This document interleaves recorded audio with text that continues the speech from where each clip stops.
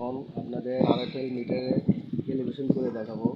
আমি এই সার্কিটটা আরএফএলের এর পরিবর্তে কমন একটা সার্কিট লাগানোর পরে এটা আমরা কীভাবে ক্যালিব্রেশন করব এই দেখেন।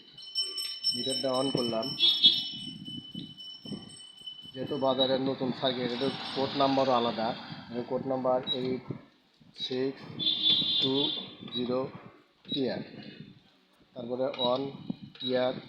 তারপরে আমরা 10 কেজি পাথর দিয়ে ক্যালিব্রেশন করবো। 10 কেজি পাথর দিয়ে ক্যালিব্রেশন করার পরে আমরা এখানে টিআর মারব। টিআর মারার পরে এখানে 10,000 লেগে দেবো। তারপরে টিআর মারব। তারপর যেহেতু 60 কেজি মিটার আমরা 60,000 লেগে দেবো। দেওয়ার পরে টিআর মারব।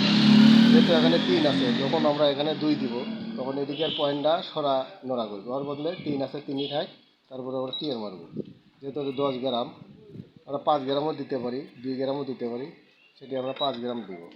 তারপরে টিআর আমাদের ক্যালিব্রেশন হয়ে গেল 10 কেজি।